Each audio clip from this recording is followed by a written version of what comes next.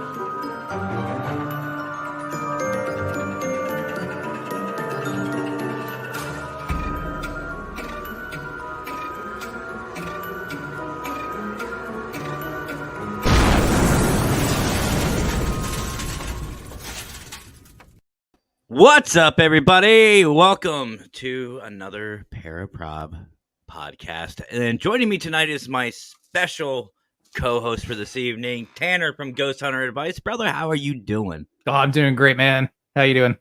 I don't know. We'll find out. So already, guys, we've had a lot of fun backstage. We've had everything from laughs to a scare ourselves. Literally right before the show started, I went out and wait, hold on. Before I got to bring it up. Otherwise, hold on. There it is. So whew, that was close. But but I was actually outside. I went out for a smoke before the show started, like I usually do, and I saw somebody posted, "Rest in peace, Chuck Norris." And I was like, I can't find anything on this, so I'm guessing it's fake. But Tanner had the best response. He goes, Dude, like if Chuck Norris is dead, I'm not ghost hunting anymore. No, I'm not. No, I'm not dealing with that. Hell no.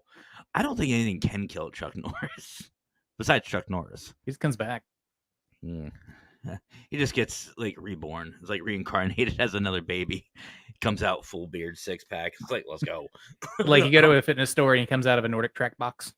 Right? Well, that's making me think. But anyway, tonight at some point we're going to be talking about paranormal equipment.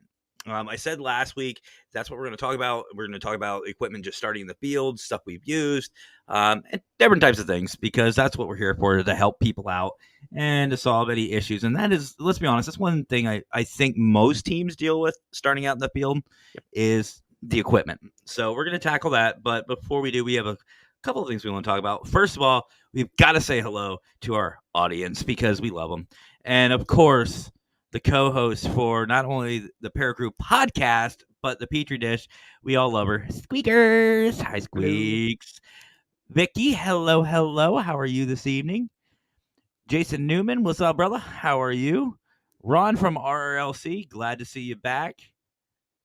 And hopefully your studio is getting set up pretty quickly. Hey, Sarah.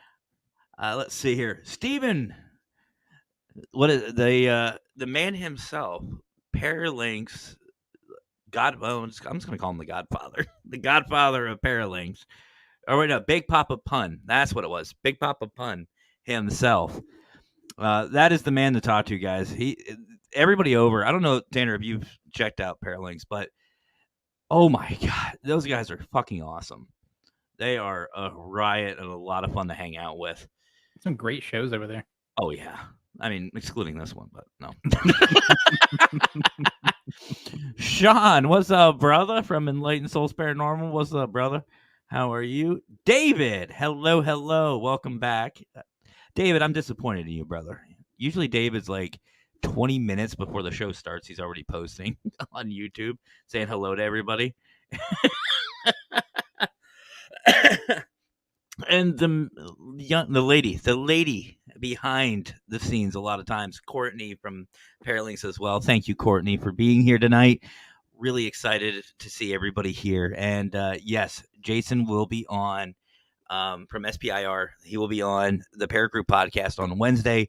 Super excited to chat with you and the rest of SPIR. Hope all of them are coming back, but it was a great show last time. Absolutely loved it. But no, we want to talk about a couple things before we get going tonight. Oh shit, somebody I haven't seen in a while. Doug Curtis, what's up, my brother? How are you doing? He's from Paratime Investigations up there, and he's another one of my Canadian family. Much love to him, and of course the loyal Facebook user. Welcome. I don't know. So if you were listening in a group, Facebook user, if you'll click that link up there and give them permission to see your name, we'll actually be able to see who you are. Or jump out of the group and go to the page, Paralinks, and we'll be able to actually see your name. Paralinks, Paranormal Consultant, we're all over the place. And of course, Parapost Network Central. Mm-hmm. We are on the P3 family page. We are on the Para-Prob podcast YouTube side and P3 Entertainment YouTube. So welcome everybody tonight. Oh, is it Chrissy? Listen, Chrissy, if that's you, listen. I love those guys. I love the Paralinks family. These guys are freaking awesome.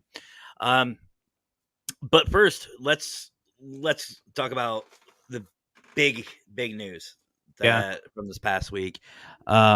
Again, I know if you've seen some of my recent videos, the Para-Prob podcast, the special one I did, I think it was yesterday. Yeah, it was yesterday.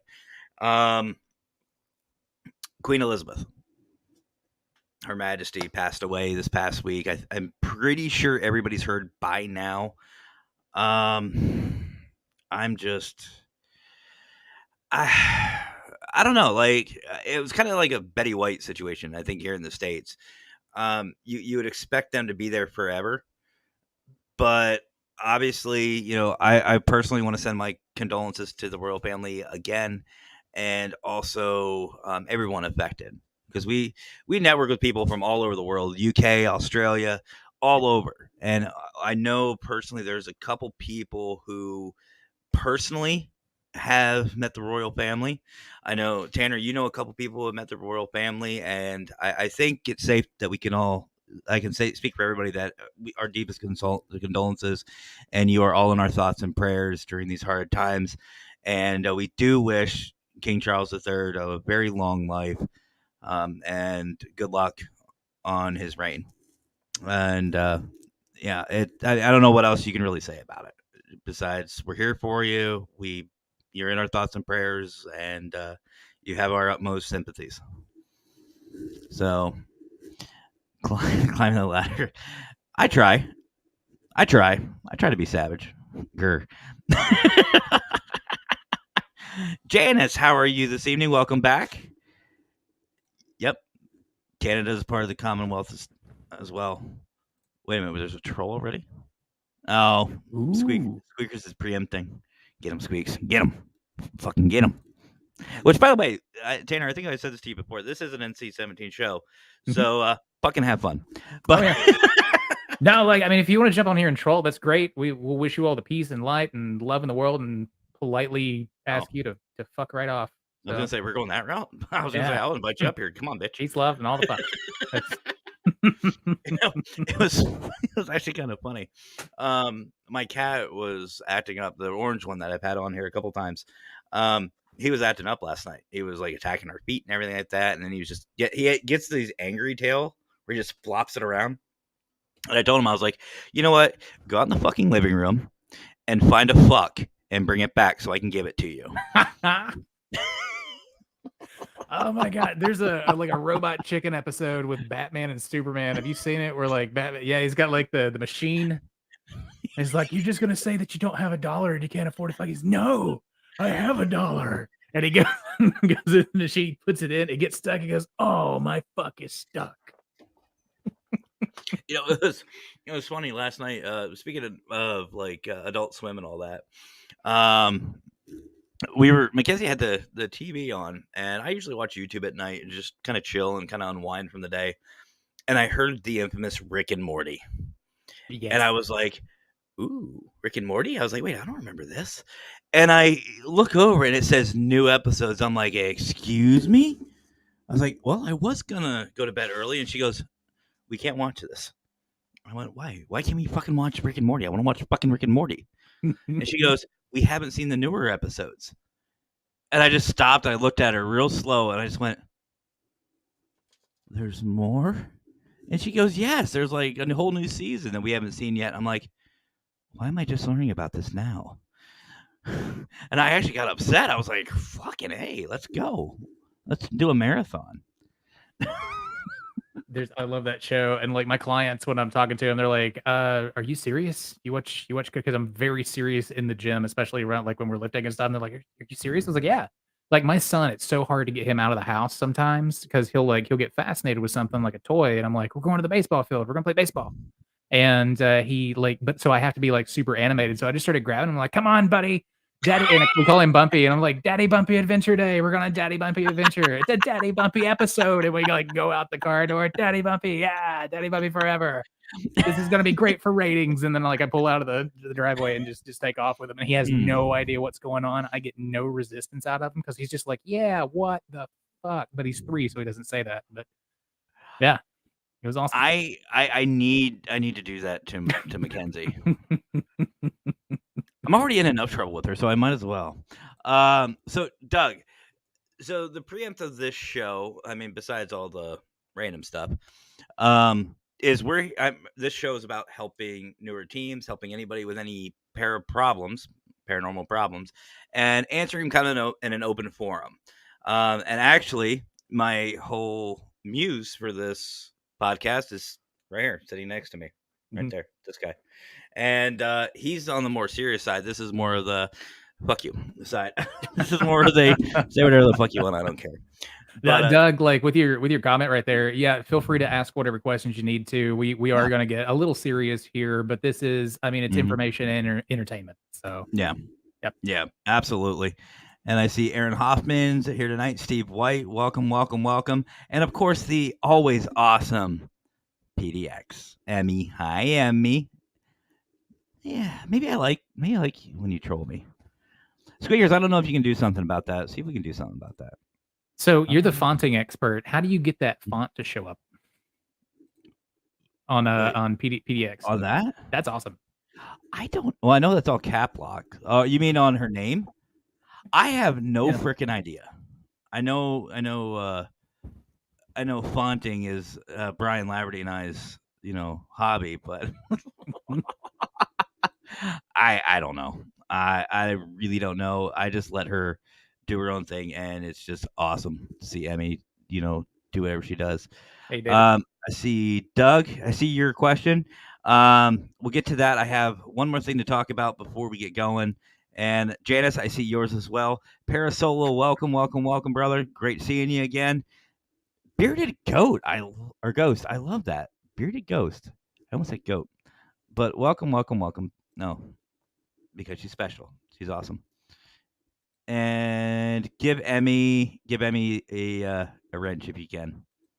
Make her a mod. If you can't, I'll get it. But the other thing I want to talk about, and Tanner, I know you know about this, brother, the global ghost hunt. Mhm. Global ghost hunt, folks, if you haven't heard already, is freaking amazing. Brian John Laverty has done some amazing things with this field, with Parapost Network Central, which we are on tonight on Facebook. But he's also started the Global Ghost Hunt, which I am honored to be a part of, along with a lot of great people, amazing people. And we've been doing little announcements here and there, but I am so proud to say tonight, and we're going to show this live for I think the first time. And Brian, if you're in the room, brother, let me know if I'm right or wrong on this, but I think this is the first time anybody live has done this. But we have merch. You heard me right, guys. I'm super excited. You can bet your ass I'm going to be getting some merch. But I want to show it to you guys here. So do me a favor, share this out. Share it out. And if you haven't already, go to globalghosthunt.com. You'll be seeing the website here in just a second. And, well, you see the merchandise side of it. And go check it out. And if you have a team, if you have a location, you want to sign up, do it. Do it, because spots are running out very quickly. So, ladies and gentlemen, without further ado, I present to you the Global Ghost Hunt merch. Boom. I think that's how you do it, right? I can't do a mic drop because I'm going to end up breaking this damn thing. But Too expensive to drop, dude. It's, We haven't started. There's not been that much merch sold yet. This is a $60 microphone, brother. So it may not be expensive for some, but for me, fuck yes. But here on the merch site, guys, you see the dates for the Global Ghost Hunt. All you got to do is click on either one. You can sign up, your team, your location, doesn't matter. You can sign up. But this is all of what our merchandise division has done so far, and it looks fucking awesome. I mean, you've got hoodies, you got T-shirts, there's hats, there's a little bit of everything in here, and there's more going to be added later. Now, what I really like is, if you see right here, the GGH 23. I know it's on the hat, but it's also on the hoodie as well. I think that looks sick, if I'm going to be honest, guys. Oh, yeah, that's awesome. I think it's simple, and it's a great conversation piece. You can somebody sees that. I mean, that's just a regular hat. Somebody sees GGH, you're gonna be like, what's that? Boom, Global Ghost Hunt. But you also have the logos up here. I mean, and it's not expensive either that you'd expect. I mean, a T-shirt, $24, 22, 39 for a hoodie. This is nothing. Even my broke ass can buy this stuff. And as someone who makes merch, guys, like these prices, this is almost at cost. So like this is as low as you're going to see merch, especially with shirts and apparel that's this quality. 100%. 100%. I mean, this is on my list right here. I know it's 47, but it's still not bad. That's still a good price. But it's a zip fleece hoodie. Guys, what do? We investigate the paranormal at night, and it's getting to that time of the year. So why wouldn't you? I mean, that'll keep you warm, and you get to promote. Let's go. Let's freaking go. So I want to thank everybody who worked very hard on that. I know Marcus Welly from Minnesota Spirit Hunters worked on that. Jason Graham, he's worked hard on it. Brian's worked on it. Brian John Laverty, he's worked hard.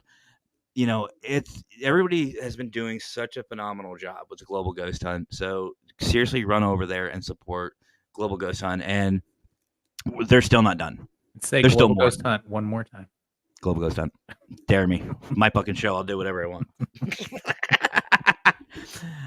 See, if you say it enough times, people will remember it. Global Ghost Hunt. 7, but, like the thing used to be 7 in marketing. It's 26 now. Yeah. Maybe I'll just do an hour-long show, just say Global Ghost Hunt. That's it. Well, like, if you wanna do it okay, you guys out there that are trying to monetize, you're trying to get money in to buy equipment, which eventually we will talk about equipment. If you start a YouTube channel and you download, like, go get some free sound of rain and put it on a loop for 10 hours, and then get a video of rain and put it on a loop for 10 hours, you can rack up some serious cash just, because people will jump on there. You can get paid, paid for advertising. And, Oh, okay. yeah, no, I know several people that have like, an extra couple hundred to an extra $1,000 that come in a month just doing that with YouTube. So, there's a hack for you guys to be able to afford some of the equipment we're gonna talk about later. Which, by the way, it I know you're gonna on globalghosthunt.com, but, I have some inside information. There is a video of the one and only Barry Fitzgerald. He is one of the spokespersons for the GGH. Thought I was gonna say it. But, he is one of the spokespersons, and he actually was talking about equipment in this video. And I could listen to Barry all day long. Talk about whatever. He could talk about a library. He could just grab a random book from the library and start reading it. I wouldn't care. I just something about his voice is just soothing and motivating at the same time. And he was talking about some of this equipment, and I'm sitting there thinking to myself, you're talking about like a car loan to buy all this stuff. Can we talk about something from the like Dollar Tree or Salvation Army? Can we talk about some of those? But sadly, he didn't. But he does talk about great equipment. But we're going to be talking about the more budget friendly equipment this evening. So we're going to just talk about equipment tonight, guys. So if you have any questions on that, we will be more than happy to answer them. But I do see a couple of questions already in the chat. So Tanner, I think we should just hit some of these up real quick. Oh, yeah, absolutely. Let's go ahead and get these knocked out. So Doug says Christianity essential for the paranormal ? Thoughts and why? Tanner, go for it, brother. Okay, cool. No, Christianity is 100% not essential for the paranormal, for paranormal investigating. Any single religion is, I'm not gonna say essential. When I first started doing this, I tried to separate religion and separate theology, mythologies, stories, folklore from what we were actually seeing, and to get a real idea of what was physically happening. These are energy manifestations. These are possibly sentient beings made of energy, possibly the spirits of the dead. And then I went from there. So, and I myself, I'm not a Christian. I identify more as a pagan. I know Matt, you're an ordained minister. I'm actually also an ordained Christian minister. I'm just not Christian anymore. Um, but no, I mean, with even going in and doing cleansings when we have a negative experience, we've had cleansings done without any sort of religious backing or ceremony, and the issue has been dealt with. We've had different religions come in to take care of different types of entities. I think, and this is something that when I started, I had a very, very narrow focus, narrow mindset, because I looked at everything through the lens of Christianity before I backed off and was like, okay, I just need to look at what's going to go on here. And I missed a lot. There are some things out there that you're going to run into investigating the paranormal that just are not talked about in religious or Christian texts, and that having that focus from any religion, or excluding any religion or excluding any possible explanation, could actually put you potentially in a worse spot, safety wise or just evidence gathering wise. Absolutely. And I think I feel it this way. Religion, as far as a belief system, let's just go back to the bare basics. I think whatever you believe, no matter if it's Allah, God, whatever, I don't know, you're a baseball, I don't know, goldfish, I don't know. Whatever your belief system is, that's good for you because it helps your mental state. You go in with that mental preparedness, and it actually helps you with investigations. It gives you confidence. It gives you kind of more at ease. And there was a show that was talking about it last night, actually, that if you go in and you're not prepared mentally and you're afraid and you're scared, spirits will feed off of that. Not all of them, but a lot will. They'll feed off of that negativity and that you being scared. Have confidence. Don't be cocky like fucking Zach, but at least be confident. And I feel like in a belief system like that, even if you're atheist, if you believe nothing, I don't know, whatever happens, whatever, I don't know, atheists just believe you just go to sleep and just that's it. Yeah, I don't know. there's nothing Yeah. outside of the physical like Yeah. biology of our makeup. Which we can argue that another time. But anyway, not a religious battle here tonight, folks. Yep. But whatever you believe with confidence. That's what I think. And I am a Christian myself. I am a born again Christian, a baptized Christian. I'm like you said, brother, I'm an ordained Christian minister. Heck, I even have a Methodist cross and flame. Tribal, but I'd put my own little spin on it. But then again, it's me. That's my beliefs. Mhm. I believe in prayer. I believe in meditation, but I also believe that there's more out there than just a singularity. And that's for a whole nother night. So, but yeah, I do believe a belief system 100% is essential. So, let's see. Go ahead, bro. Go ahead. Oh no, I just noticed that Doug threw in just a comment to go with that, and all spirits speak English, right, as per the equipment. So like this is one of those things, and I want to do a full episode on it because I don't think spirits speak at all. There's a theory in parapsychology that what we're seeing is not actually physically there, but imprinted on our minds. So when we hear voices, whenever they manifest a voice, they're actually pulling that from us. So whatever language that we speak, they communicate on a level that that makes sense to us. Sorry, brother Doug. I was catching up. I was trying to find your comment. I'm all the way in the back, so I'm trying to catch up, guys. You guys are freaking awesome and on it tonight. Yep. I love it. I absolutely love it. But no, I've caught Spanish. Mhm. I've caught Spanish on EVPs. I had nothing until I said cerveza. We were talking about getting some beer, and we were talking about cerveza, which obviously Spanish for beer. And spirits just took off. They wanted some, so somebody asked, where was it? Oh, here it is.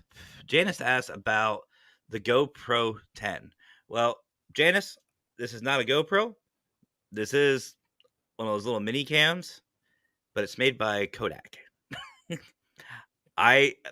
Again, it's whatever your budget is. But these things, in my opinion, are great when they work. Piece of shit.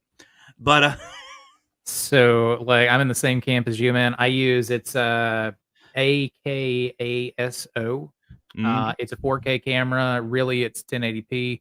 Yep. But I lose and break so many of these. Like when I started, I used a GoPro, and I was like, never again. I'm not wasting $1,500 on camera units that are going to get broken, stolen, or whatever. Yeah. $50. And I went in and what you can do with these cameras. What you can do with these cameras, and I've lost and broken I don't know how many of these things, but you can take it apart, and there's a little piece of glass behind the lens that's the filter. You just take that off, and it's full spectrum. Now you're gonna have me breaking my own shit here on live. I've never done it with one of those, but these guys, it's gotten a little bit more difficult. But you can convert these to full spectrum or night vision like super easy. And if you break them, you're not that mad because it was only $50. Yeah. Well, see, I want to get a whole I have a chest mount like you saw on the USS North Carolina investigation. I had that on. I had this on my chest. I actually like them. I like them because even if you don't have say night vision, it's an extra recorder. Just get an extra voice recorder. Fuck it. Why not? Why wouldn't you? Aaron actually brings up a really great point. He just did an article. He's got his own magazine, which is great. I can't remember the name off the top of my head. I'm sorry, Aaron. Sorry, brother. But just post it down in chat about apps. About GhostTube is not a valid app. What are our thoughts? Go ahead, brother. Go ahead. Okay, cool. Yeah, no, it's fucking not. There's like no app is. If you read on those, if you go onto your phone and you look GhostTube or like any of the Spirit Box apps and different things that pop up on your cell phone, they are for entertainment only. They have an algorithm that will just throw out random shit. They have the different photo ones just kind of have stock ghosts and things in them and stock faces they put on things to give you it's a toy. Yeah. It's like, putting on a proton pack and going out. It's there for entertainment only. So if you want to go to a creepy place and get creeped out, yeah, fun. But if you're looking to do serious ghost hunting or you're looking for something real, not even serious, this is a hobby for you. You're going out and you're exploring for yourself. Um, you're better off just taking a regular voice recorder or the recording device on your phone, and doing an EVP session. I've even gone as far as I love these things. This is the S box from Ghost Stop. It's probably my I've favorite seen box. that. I've seen that. Doug is saying thanks for the advice. Yeah. No, Um, like it's a flashlight, a radio, a ghost box, and an EVP recorder all in one, and it records the ghost box session internally so that you don't get any interference or anything. there's So, yeah, love this thing. there's Doug's other half, Christy, the support of Paratime Investigations. I love those two. Those two are really great people, great family guys. If you haven't, go check out Paratime Investigations. Me personally, realistically, it all comes down to what can you validate. Like a lot of these apps are pretty cool. They're pretty cool, but my biggest thing is with these apps, like especially the EMF people. We've proven this. These things give off their own EMF. How can you sit there and have an EMF detector with an EMF source? I can actually explain that one. Okay, Get it? so yeah, now the shielding in this, if you're using your phone as an EMF device, it is not accurate. What you have in here is a sensor for RF signals. The Makes apps sense. use that and modify it toward electromagnetic field, but it has to be very, very strong to be picked up. So it does work on super strong things, but you do get a lot of false positives, especially if you have a text message come through. So put it on airplane mode if you're using it. But it's really not good for anything except finding super high radiation that would affect you physically. See, and I'm sorry to hear this, by the way, Sue. I just want to interject there real quick. We can talk about that on another show about religion. I mean, I'm all for it. If that's what you guys want, we can always do that. But my condolences, Sue, though, Mhm. definitely. If you do need someone to chat with, by all means, reach out to any of us. We are more than happy to chat with you. It's okay, Irene. We still love you. Irene was just on our brother Jonathan Myers Crossover Paranormal on his show. It was great.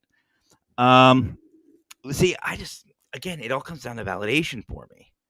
That's what it comes down to. Like I've seen these infrared like FLIR things. Like I know there's attachments you can get, which is fine, but there's ones that say you can use your phone's camera as a heat detector. No, it's light. It goes off of light. It doesn't go off of heat. And again, validation. That's what this field's about. If you are a paranormal investigator, you should be after validation. You have to be able to validate your evidence.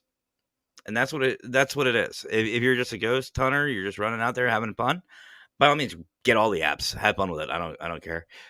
But again, these new apps, I personally don't trust them. I don't. I mean, I use my phone for a flashlight, a camera, a digital recorder, and a video camera. That's what I use mine for. And it does me just well. And if I want something specific like an EMF, I'm going to get an EMF detector. I'm going to get a REM pod. I'm going to get, a cat ball. I'm going to get whatever. And some of these things that we'll be discussing here in a little bit. We've already a half hour in and we're still going through these comments. This is freaking awesome. I love these guys. Absolutely love these guys. Steve has a book for us. Can you see over? Wilson. Hi guys. Howdy ho, neighbor. Oh God, I'm aging myself. Fuck. Oh, here we go. But Yep. now I'm just thinking about Wilson. Fuck. Buddy equipment, I most definitely recommend compass. Compasses are good. Magnetic compasses. Accurate. MF. Yep. Compass $5 store. Pretty sure carrying cat balls. Cat balls. I've seen a lot of validation with cat balls. And yes, I'm paraphrasing and reading very quickly. Basically, your phone for videos. Yeah, absolutely. And you get what you pay for, though, too. I mean, if you're using your phone, obviously there's going to be some interference. Obviously, there's going to be some issues. But I mean, I use a $10 recorder or a $15 recorder, which I'll show here in a little bit, and I get interference, but it's still good evidence. You can still get good evidence with the cheap shit. It's that simple. Hey, Brian. Mister is here. I don't know if you heard that. PETA from the Ethereal Sisters calls him just Mister. Mister. That's it. You said PETA, and I've been looking at different animal stuff all day, and I thought that was going to go in some like crazy other direction. I'm like, what did he wear and where? I was gonna take a shot at his little. He's got like this bench coffee footstool thing, and it is just fuzzy as hell. And I was like, "That's a weird looking fucking dog." But somebody dumped paint on my ottoman. Do you follow Dr. O'Keefe? I have no idea who that is, so no. Nope, not a clue. If Doug, if you would drop that in the comments who that is, I'd like to check it out though. Absolutely. Totally trouble on this show. My show. We're just getting started. This is still the intro. Yeah, we're still this is still the beginning. This is a 4-hour show, fucker. No. I ain't doing a 4-hour show. I have a GoPro 8. Well, somebody had a GoPro 10. No. The last GoPro, it was a GoPro 4, and I'll never forget it. I took it out in the woods. I was doing an outdoor investigation. I put it in a tree, and like I came back and it was gone, and I was like, "Fuck GoPros." And that's when I started getting like the cheap $50 ones, and I was like, "This quality is just as good for what I'm doing." There's Aaron's magazine right there, View Beyond. Great magazine.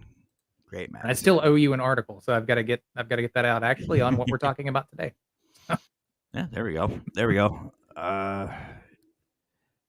Well, you like the SP7 versus Redbox. So we're oh, you guys are freaking awesome. So we're gonna get into some things.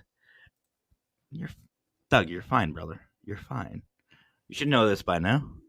But yeah. Absolutely. Yes, absolutely. 100%. Yeah. Always keep your phone on airplane mode when you're on an investigation. Turn it off when it's an emergency, but especially if you're using K2 meters, text messages will set those off. When I first started using K2s, I chased around and asked a bunch of questions, got super excited, and then I realized that my friend was getting text messages every time the thing lit up. Or my favorite are people that have radios with them. Yeah, they get the spikes and they don't realize it, and it's just something that you've got to be there and just experience just to kind of learn your lesson type thing. Let's see. Identify materials or land. Absolutely. Geology. And actually that could be another show too. We could talk about tape theory, minerals in the ground. Actually, we got a couple more. Yeah, we're getting there. Everyone shut up. No. I love this. This is awesome. I love this. We'll do a part 6 by the time we're done here. When looking for cameras, no difference between low light and infrared. Absolutely. Yep. Absolutely. There's a huge difference. What are your thoughts on infrared cameras? I love them. Yeah. I love them. It's so much easier now. Like when I started, we had to use infrared film. So like I had a regular, like I had a Rebel, a Canon Rebel, and you had to buy infrared film to put in there. And if any light hit it, or the temperature got off, or you mishandled it at all of your photos were ruined. It was so big of a pain in the ass to work with, and you pretty much had to develop it yourself because nobody here in Tennessee would do it, and I didn't trust the post office because it was so delicate to like ship it. Yeah, no, I mean, that was a nightmare. But yeah, I love infrared cameras now. So Sue wants to know, she bought one of the new mini Polaroid cameras. Do you think that'll work on investigations? 100%. 100%. Here's the thing. I've actually used Polaroids. I've used the one-time use cameras that you get at Walmart, the disposables. I've used the 35 millimeter. I've used them all. And that's something, now that we've caught up with almost everything. Irene. I don't know if you can see what she wrote on the last one. Yeah, there's Lurker, our brother Lurker. He does a lot with unorthodox pieces of equipment, and he actually has a really great idea. I'll put it to you too late, but anyway, he has this great idea. Imagine a computer, a laptop, like Word program that spirits can use. Digital scrying or Mm-hmm. like auto like literal auto writing. That's pretty cool. Yeah. Mm-hmm. How many amps you in? Actually, I was just talking to Tanner about that. He's right. This is only my third for the day. Yeah. It's Only impressive. my third. Only my third. The man's changing. Yeah, I'm broke. No. I have actually 27th. Oh, sweet. I'll actually be on vacation. We're going to a cabin in the woods. I'm going to get a little writing done and get this book about a cabin in the woods finished, and then record written out. everything. Yes. Set up security cameras and record everything. Oh God, yeah, that's like the plot of every horror movie ever. A writer goes into the woods to a cabin to write a horror story and lives it. Oh God. Tanner just sees me on the window. Let me the fuck in. I know you have amps. Yeah. Anyway, but no, it's Tennessee. It's meth. It's yeah, I know what you got. It's itchy out here. Is your room itchy too?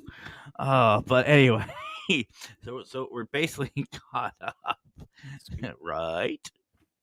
Yeah, guys, thanks so much for like putting so awesome. much stuff in there. That's amazing. 40 minutes.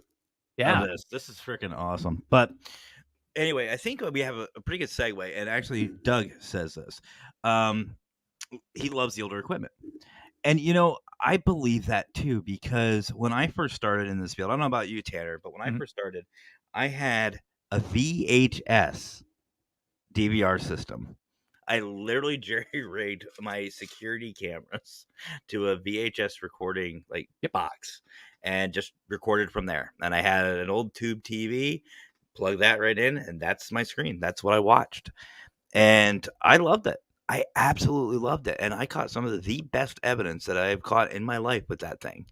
Yeah, I mean, no, I did the same thing, man. I got 4 little cameras and a splicer, or a quad, and I hooked it into a VCR and just recorded the regular VCR tapes. And that was my first CCTV unit. And then I had my high 8mm film cameras that would set up for because I was doing PI work. But yeah, and it was awesome. Yeah, and I know you remember these, the old school big ass portable cameras. Yep. The VHS, where you're looking through this tiny little frame, and all you hear is the entire time. I carried one of those around. I even had an IR illuminator duct taped to this fucking thing. Oh yeah, I've got. It looks so like backwoods hillbilly. These are newer, but these are still circa just coming out of 1999. These little illuminated, and it has a bracket, but back then I didn't know where to get a freaking bracket. There was no Amazon. No. And so I would go to camera shops, but if they didn't have it, then I didn't get it. No, I always carried duct tape, painter's tape, and electrical tape with me, and zip ties, shitload of zip ties. And, that's how I started. I even had the cassette recorders. Yep. I had everything from the big ass ones all the way to the little micro ones. I just got rid of it, but I actually had one in my my audio kit over here. I was going through some of the old stuff and just the things that I'm never going to use again. I just started moving. Yep, and we used to mark them. We used to mark tape 1. Yep. Lobby, tape 2, bedroom, tape 3, this, tape 4, this, tape 4B, this. And, we'd have to change them out. Yep. So the basic idea, guys, is you can really go and start out as a group, as a team, for very cheap. I don't know if you can find some of these equipment anymore. I mean, I'm sure Amazon has stuff. I know Walmart still carries a lot of the cassette stuff. On shops. But yep, I still find them. Yep. But I mean, definitely check them out. A lot of people go to, nothing against them, they go to big name paranormal stores like Ghost Stop, D's Ghost, and a couple others, which are fine, absolutely fine. But always check your locals first, because that's where you're going to find a couple of hidden gems. And who knows? Who knows? And yes, I did.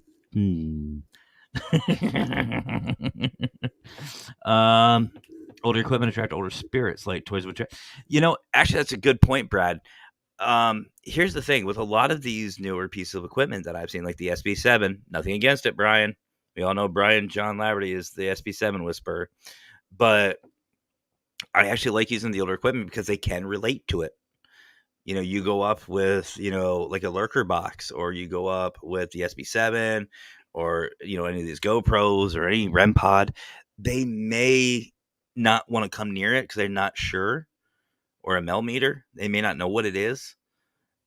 But if you can bring in something that they know, and I know a couple, places make some older looking stuff, but if you bring some of that stuff in, they can relate to it. So it could be used as a trigger object. So it could have a dual purpose. I didn't think about using them that way. I was just thinking about, like, are you going to record different stuff now? Like on analog devices, because of the interference, you do get a lot more false positives. Yes, Yep. And that comes down to, ooh, that's a good one. I'm going to hold on to that one. Actually, I'm going to star that one, Doug, because that's a really good one. We'll come back to that.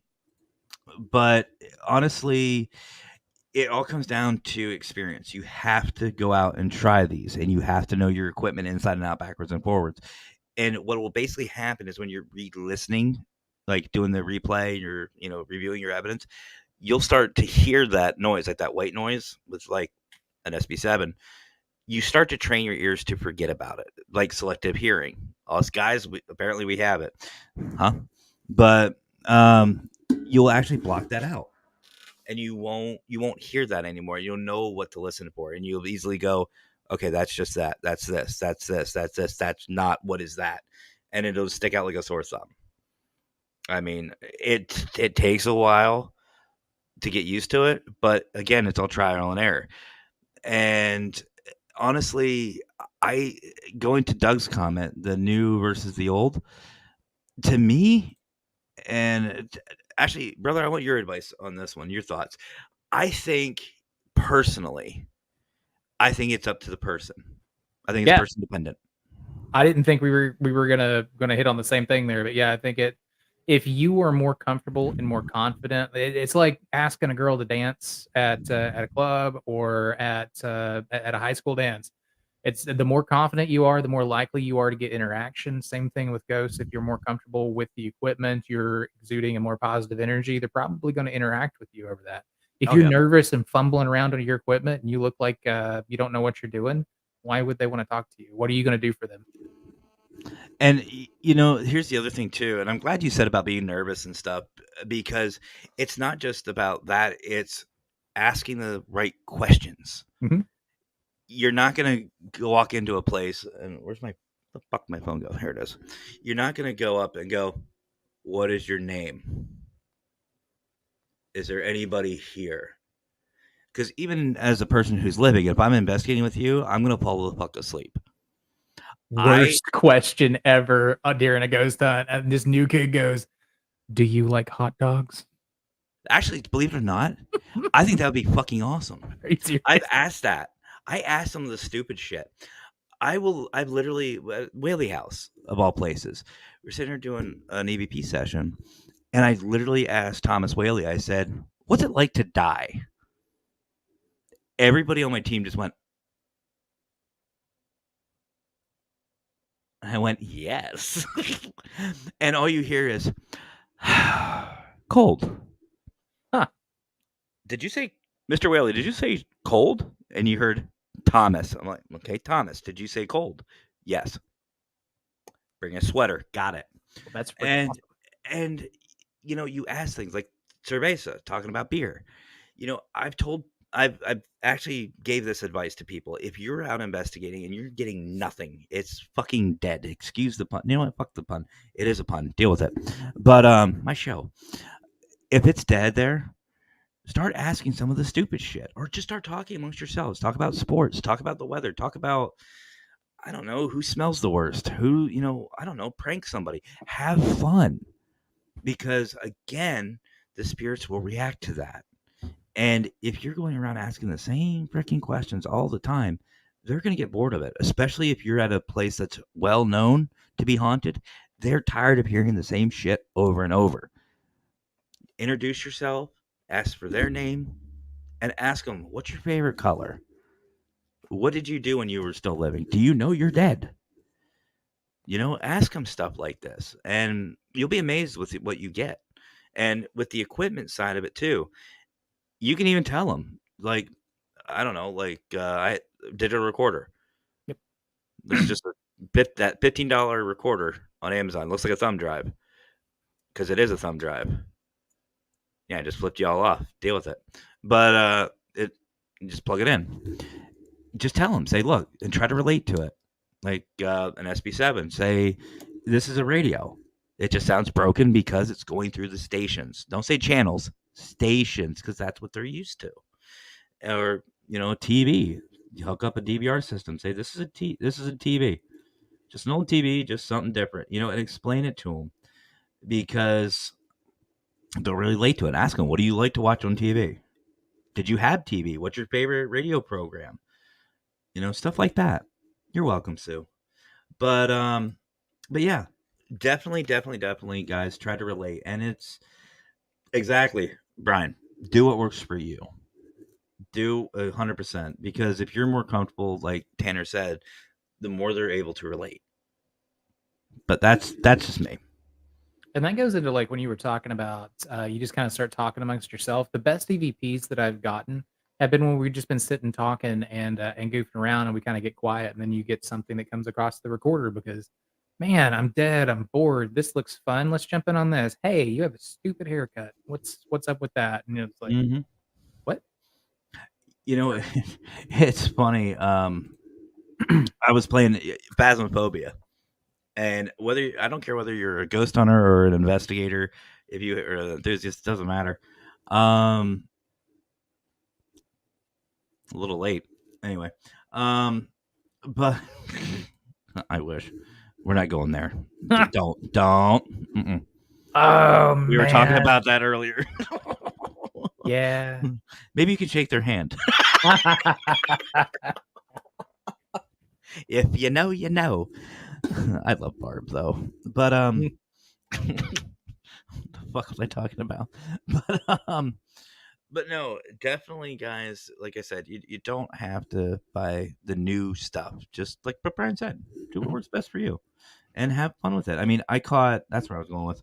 I don't know if you've heard the story of the ghost fart I caught. I mean, no, you didn't hear that? Okay, no, so we were hear that. my team and I out in San Diego.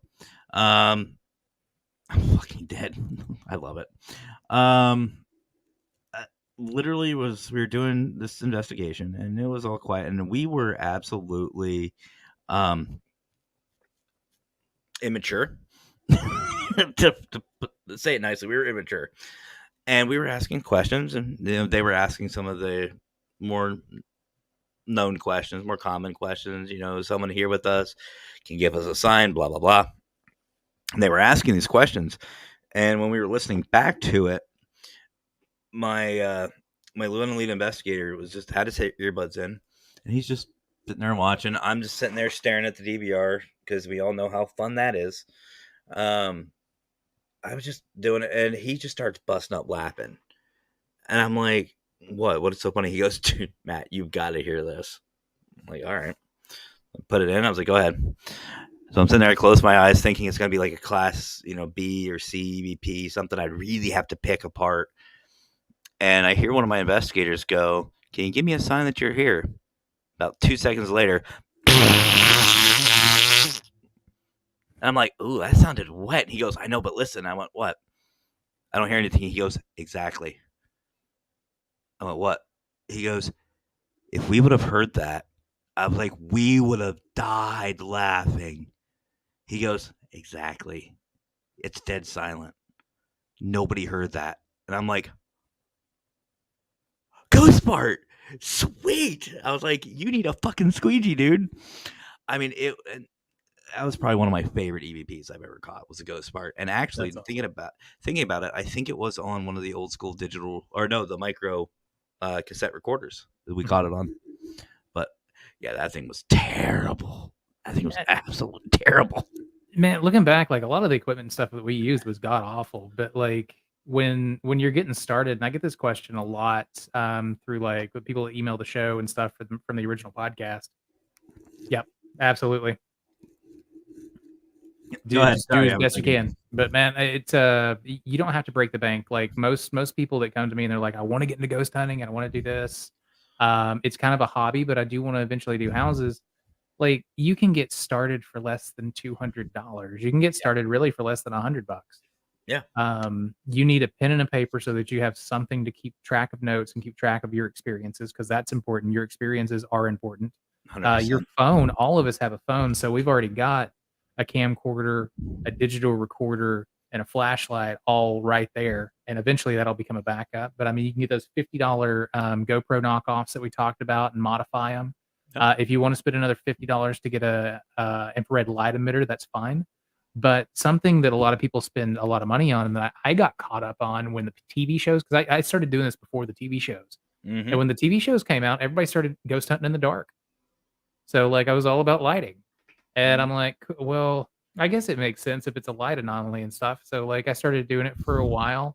And then I realized, guys, you don't have to ghost hunt in the dark. Most of my investigations now are done in complete just broad daylight. Like we go out there, we set equipment up, we get what we need to, and we leave. If activity happens during the daytime, you're going to be there during the daytime.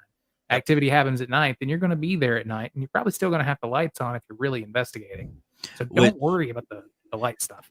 Which is why I also agree with Doug, because when you're like for clients, when you're doing a client investigation, find out, ask them, when does the activity happen? If it happens at 2 a.m., plan on being there till 2 a.m. If they say it happens around noon every day, well, you better be there at fucking 10. It's all about, like I said, doing your research. Now, with a lot of other public locations, cemeteries, battlefields, stuff like that, trial and error. If it's like you said, Tanner, if it's going to happen, it's going to happen. Yep. I've been to Gettysburg a couple of times and had experiences during the day. Had it at night. So it just depends. It really just depends. Yep. And we've talked about this, and you're absolutely right. And for me, me personally, I prefer nighttime investigations, and the only reason, and this is a lesson actually I taught my daughter this week, was the only difference between day investigations and night investigations is the light. Mm-hmm. Everything is exactly the same. Maybe a little bit of energy flux here and there, but for the most part, nothing changes. So it's not like it's a stage. It doesn't go dark and stage changes. No, it's exactly the same. Mm-hmm. The thing is, for me, is you take away that sight, your other senses get heightened. So smell, sounds, touch, like your body will be more heightened. And as I'm sure you know, Tanner, brother, and a lot of people in the audience would know, you almost get like this night vision to where your eyes get adjusted and comfortable in the dark. It's not like, robot or Terminator type stuff, but you'll be able to see shadows. You'll be able to see movement. You'll be able to see stuff, and it'll get you on that heightened sense. But that's why I like the nighttime investigations. But again, that's actually like a really good segue into another piece of equipment that people overlook. When you're getting a flashlight, guys, get a green one or a red one. If you are doing a nighttime investigation and everybody's like, "Oh, it looks stupid" or "It's spooky" or whatever, it preserves your night vision. So if you're using a red light or a green light, right now my studio lighting is green lighting, so it doesn't fry my eyeballs. I can't say shit. But you conserve your night vision. So like when something happens and the battery gets drained and the flashlight goes out, like using a regular flashlight, I'm blind for like 2 minutes. So anything could happen and I'm not going to see it. But if that flashlight goes out and it's a green light or a red light, my night vision is 100% intact. Yep. And honestly, I'm glad you said about the flashes. If you're taking pictures, folks, and you're with a group, they would greatly appreciate you saying flash. Absolutely. Before you take that picture, because I've been on the wrong side of that. Someone said flash really low, didn't really understand what they said. I turned around to ask them what they said, and right in my face. I saw orbs for about 20 minutes, and then I had a headache, and then I wanted to hurt them. But Brian's right. It's all trial and error. There is no exact science to this field, folks. None. We have some things that work for us, some things that don't. But hey, Justin, Shards and birdies. no orbs. I saw orbs. That's my story. I'm sticking to it. But group communication is essential. Absolutely, absolutely. But no, and again, guys, you don't need to break your bank. And here's the other thing too. Think of it this way: if you're just starting out, don't go fucking crazy and spend a couple thousands of dollars worth of equipment because I've seen it too many times. They spend $5,000-6,000 worth of equipment.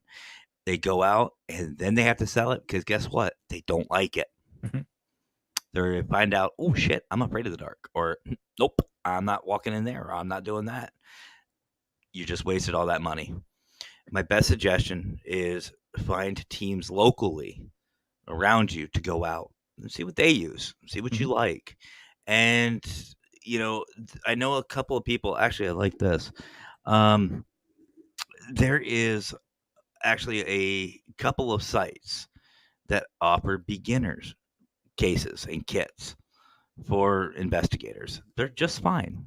Pay $100 and it comes, or $200, comes with everything you need just to start out. EMF, some even have dowsing rods, but yeah. Let's see. All right. So I saw that flash across list equipment for beginners. If you're a beginner, you've gone out on ghost tours. List. Okay. You've done different things where you know that you're going to be doing this and you're ready to buy equipment. Mm-hmm. I'm actually pulling it up right now, and if you're cool with it, I'm going to drop a link in the Share it, bro. Share yep. it. This is an article that I wrote. Continue reading. And this list, where to find it, the prices, and what I recommend for beginner ghost hunters.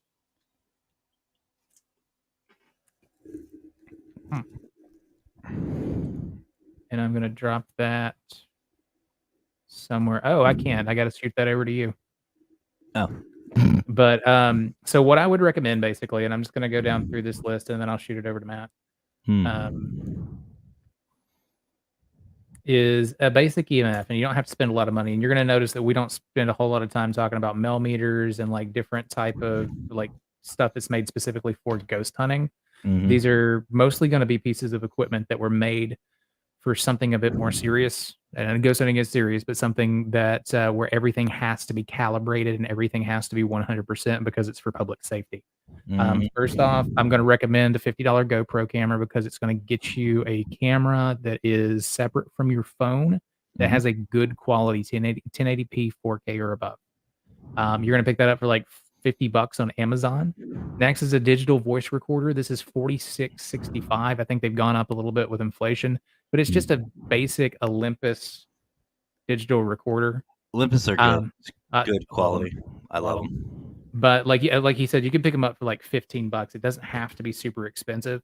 For an EMF sensor, guys, have you seen the Ghost Meter or the cell sensor EMF?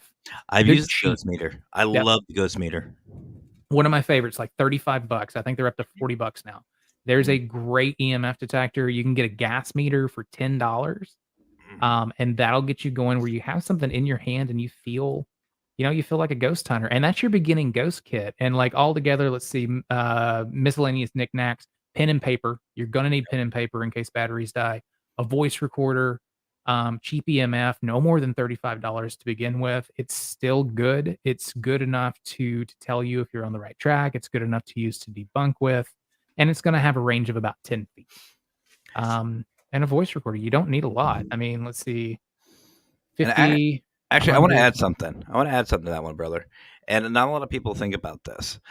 I've actually had a lot of success up at Walmart with a weather station. Yeah.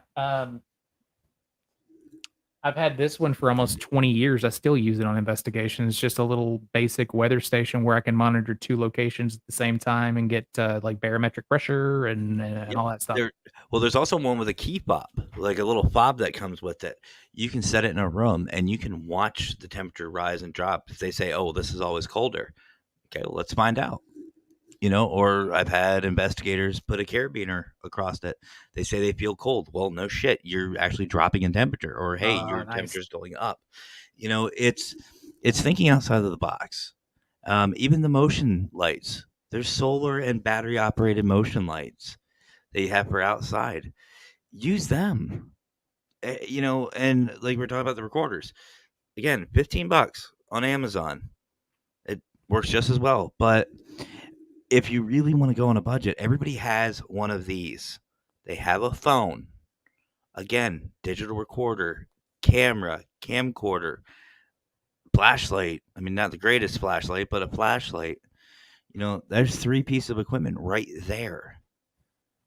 You could just try it out. I don't know how many times during an investigation or even just walking around town at night, I get a weird vibe. Boom. I just turn it on. Turn on my recorder. Hey, who's here with me? Why are you following me? What the hell's wrong with you? And even like flashlights. This is like a $15 flashlight from Walmart, and Oh yeah, they're the best. Mine's over there, but I've got one that I used to be a firefighter, so I'm used to I like the articulating ones that I can just like hang on. And you like $15. The thing is amazing. It's almost as good as some of the mag lights that I use, which those are awesome. As a private investigator, former detective, and like person who like first responder, I love mag lights. Same. Love mag lights. And I am so proud that they actually sponsor the Para-Prob podcast, myself, and the P3, and all of us. And honestly, because I use them, even in the military, I use Maglite. They are reliable, they're sturdy, they're durable, and they don't eat through batteries like most, flashlights. And if people watch the Para-Prob podcast, we're giving some away, for fuck's sake. If you're in a building and there's like some sort of random hobo in there that jumps out and tries to mug you, you basically got a baseball bat. Oh yeah, that's what I love about this one too. You just fuck off, Smack. right in the head. Yeah, but let's see. Harbor Freight does have awesome lights. Absolutely. Yep. Do you trust human intuition, hunches, or equipment? All 3. All of the above. Yep. All the above. Honestly, brother, if somebody feels like they're being watched, recorder, turn that on, take some pictures, start asking questions. If somebody feels like there's somebody here, who knows? Some people don't know they have gifts. They don't know they're mediums. They don't know they're sensitive. And somebody could say, "Oh, I don't know. I just feel like there's a female or a male around me. I just don't know why. I just have this feeling." Turn on a recorder. I've had it. What's the worst going to happen? You get nothing? Okay, well, you had nothing to walk in with. So, I don't know. It's up to you. A collaboration of evidence. One piece of evidence on its own doesn't stand that strong. It doesn't matter if it's an EVP, a photo, or a feeling. If I have an EVP, I'm like, well, maybe that's not it. But if I had a strong feeling that there was a dude standing beside me and some dude says, "Hi, I'm Mark," and I have an EVP, I'm like, okay, well, that might be a little bit more legitimate. Or same thing with photos. We're always looking for 2 or 3 pieces of evidence or sources of evidence to line up. Doug, you're really on it tonight, brother, and I love this. Doug. I miss you, brother. We all need to chat some more. How does paranormal affect barometric pressure, etc., prove countless cases? Honestly, I don't know about you, brother, but that's a theory I have that when spirits start to manifest, obviously they have to draw in the EMF, the electromagnetic field, which to me, it creates a void. So there would be a change in the pressure, at least atmospheric, locally. So I would assume, especially around, a lot of times people talk about the, going out during storms and stuff.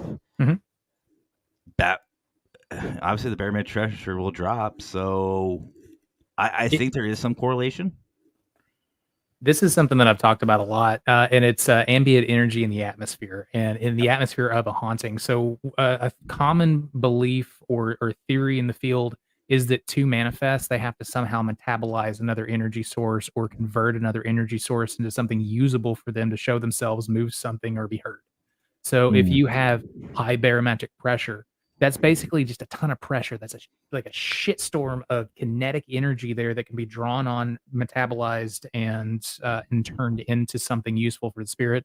During a storm, you have a ton of wind blowing around. You have the energy from the wind that's blowing around. You have the energy from the lightning, the static, the things there. You have the energy from the motion of the clouds. Movement is energy.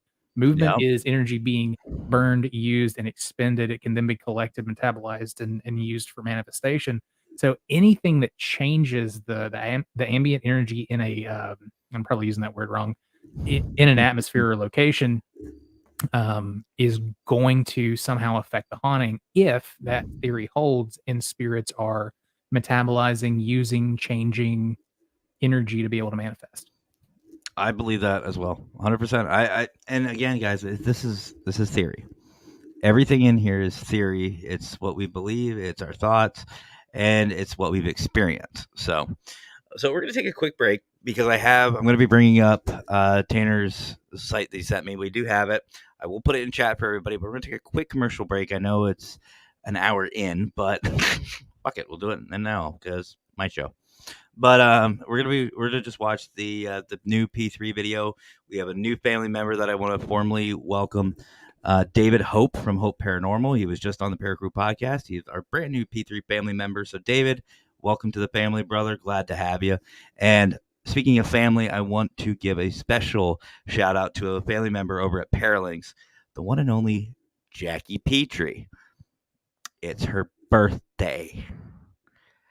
If everybody could spam chat with happy birthday, Jackie, I'd greatly appreciate it, because honestly, what she puts up with Howard, she deserves it. So we love you, Jackie. So don't go anywhere, guys. We'll be right back after this quick P3 video.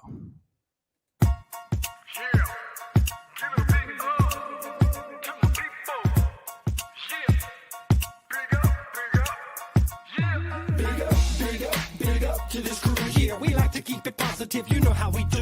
Big up to this crew. From day one till it's done, do or die, me and you. Big up to this crew. Yeah, we like to keep it positive, you know how we do. Big up to this crew. Got props non-stop and mad love for you. Rising up like the moon, elevating the mood, uplifting attitudes, cause that's what we choose to do. And I don't know about you, but there's enough negativity going around with plenty room to improve. Yeah, sometimes we collide with stress and negativity. We always let it slide. It's an elevated vibe, so fly. We touch the sky every time we ride. Big up to this crew. Yeah, we like to keep it positive. You know how we do. Big up to this crew. From day one till it's done, do or die, me and you. Big up to this crew. Yeah, we like to keep it positive. You know how we do. Big up to this crew. Got props non-stop and mad love for you. Now roll back time. Tell me what you find. You're gonna see the same sucker MCs on the sidelines. In the fourth quarter when it's do or die time. That's when this crew is inclined to go prime time. From day one straight till it's done. But you all know full well that we only just begun. Yeah. We stick together, one for all for one. When it gets heavy, no, we don't cut and run. Crazy thinking about the places that we've been. Now I could tell you stories that'll make your head spin.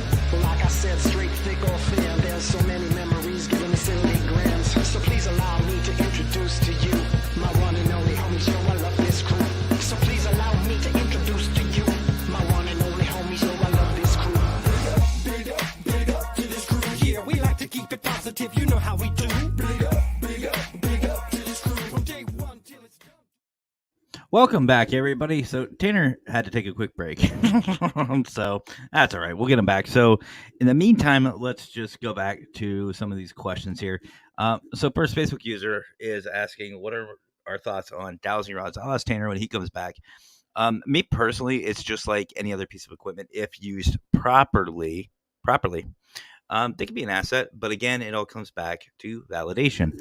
And also, like Doug said earlier, knowing the land,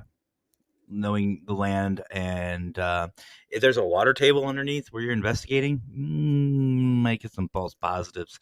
Just saying.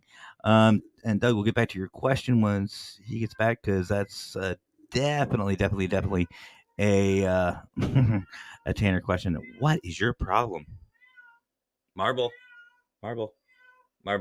shut up. Everyone's a fucking critic. But okay, there he is. Hey. Welcome back. I got a little off on the timing on that.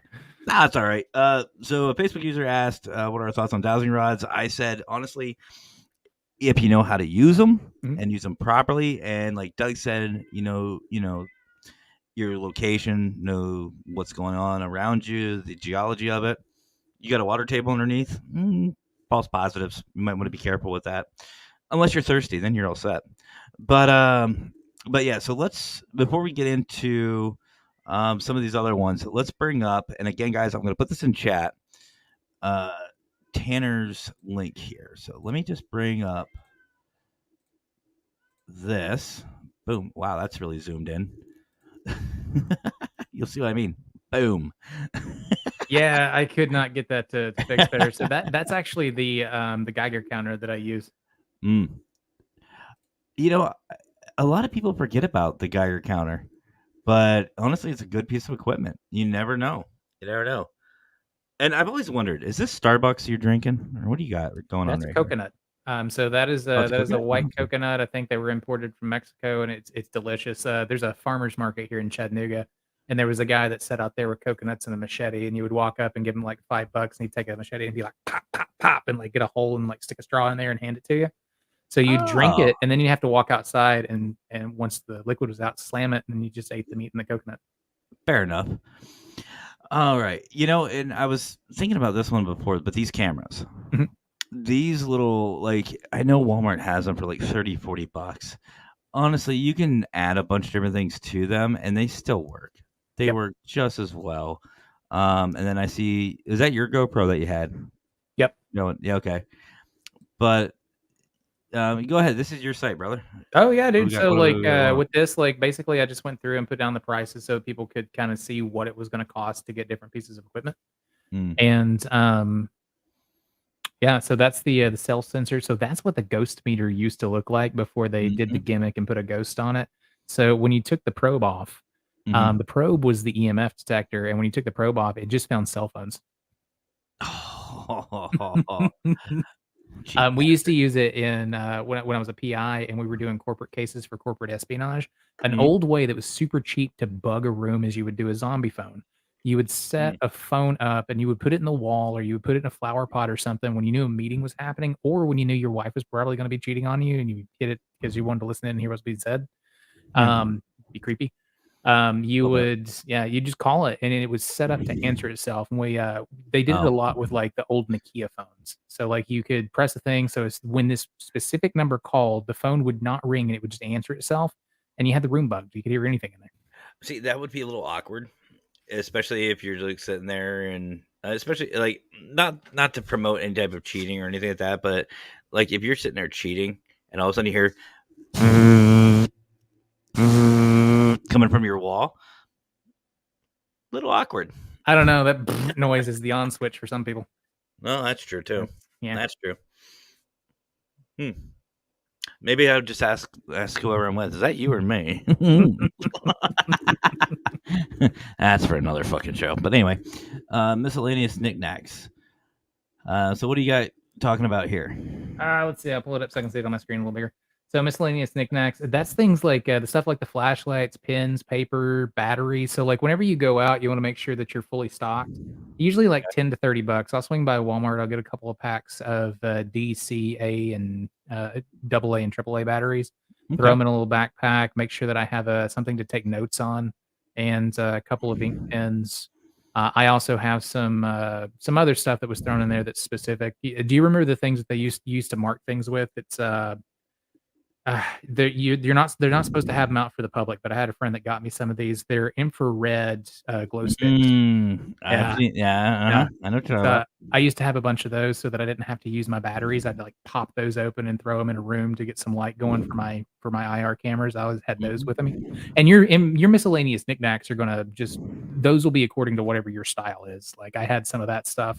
Most people are gonna have like Twinkies and ho-hos and Yo, right here, back in. But I want to bring up. You're damn right. I want to bring up something right here, and I want everyone to remember this, especially if you're just starting out in the field, and it's right here. Your equipment list will depend on your intentions. I want everyone to take away from that because it's 100% true. If you're going out, just going to a random cemetery with a bunch of buddies, go ahead and buy the cheap ass equipment because who cares? You lose it, breaks, whatever, who cares? If you want to be an investigator, especially starting out, still, I stick with the cheaper side of things. Find what works best for you and build up from there. Worst case scenario, like we were talking about the EMF. You get a ghost meter.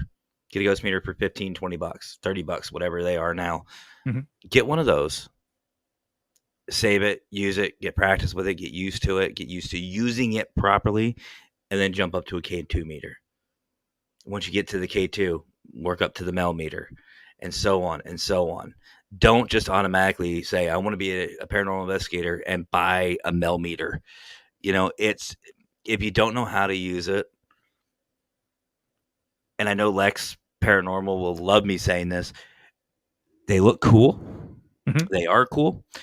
Stay the fuck away from an SLS when you're starting out. Yep. That is a piece of equipment that is really cool, but again, used properly. If you don't know what you're fucking doing, that can be a lot of money that you're just throwing away. And if you want to throw money away, I have linked in the description below. And by the way, I did this on purpose. They buy me a coffee for the Para-Crew podcast. If you want to throw money away, throw it to us because we'll give it back out to the field. So, And but with the K2 guys, when you're getting those, keep in mind when you get a K2 meter, I get all mine, and this is just kind of a plug. I go from Ghost Augustine. You are going to pay more for a proper K2 meter than you are one of the knockoffs that you get on Amazon for like 20 bucks. Mhm. Those are not properly shielded. You will get a shit ton of false positives with those. So when you're ready for a K2 meter, do absolutely buy the authentic one. And the only place that I've found is ghoststop.com and St. Augustine. St. Augustine's a good one. Yep. So Doug wants to know, how do pagans prep for pre-investigation? Well, let's look at the term pagan. Basically, a pagan is someone who's not Christian. That's what a pagan is. And I mean, I believe in the Christian God. I think he's up there. I think he's up there with like the rest of wherever the other ones are. So like to get ready and prep for an investigation, what I do, You can tell him to fuck off, by the way. it's my job. I wish it was my job. I'm just an idiot with a fucking camera a lot of time. And people find this entertaining. Right? But like the same way everybody else does. We put our pants on different, but that's No comment. There's a reason why the camera shows from here up. Mhm. Anyway, you were saying? Oh yeah, no, I've covered that on my show. I'll I just basically make sure I'm in a good mindset. I make sure that I'm exuding positive energy. I make sure that I hit all my workouts. I make sure that I'm eating healthy and that I feel good in my skin, feel good in my body, feel confident. I get that dopamine and endorphin drop from my workouts. I read. I do some self care basically, and I make sure that I'm doing things that I enjoy especially before I go into a negative environment. And yeah. And when I'm going in before an investigation, I do a mental exercise, just visualizing a door in my mind, and I crack it, just so I'm like it's not going to go open any further. I am cracking it. I'm fortifying it so that I am open to experiences, but nothing's going to knock the door down and get farther into me or attached to me in any way that I don't want. Fair enough. Humans, I believe, have a lot more control over our environment than we believe we do. I don't like putting power in the hands of other entities or deities. I believe that when I go into a situation, the only way something is going to attach to me is if I allow it. So I don't allow it. You just make sure you're strong, mentally, physically, spiritually. Make sure you're strong. This is why she's my co-host right here. Pull pant up off the floor, or just don't have pants at all. Yes. That just works for me. Have a good night, Shannon. Much love to you. Thank you for stopping by. You have that round green screen, don't you? I do, man. And today, today, Oh, I was on a meeting with our CEO today, man, and the damn thing just kept like rolling around, and I'm like, all right, it's amateur hour. Fuck this. You're one of those who go to like a football game or somewhere and pretend you're at a meeting. You've got like your office behind you. You're one of It's those. like a PVC thing. The desk like goes like right Uh-huh, here on the uh-huh. thing. Oh yeah, man. Uh-huh. I've been at I do a lot of work from different Starbucks, and it looks like I'm in my office. I do a lot of work from like the park. I'll watch a ball game. I did a water park one time. That'd be funny to see water splashing up. So anyway, the numbers this month were. Oh, I ain't screwing my computer. I'm not that guy. Oh, I'm not Tony. I'm so I want to give a shout out to another Canadian family member, James from Hammertown Paranormal Society. If you guys haven't, go check out James. And actually, if you want to know what James looks like, there he is.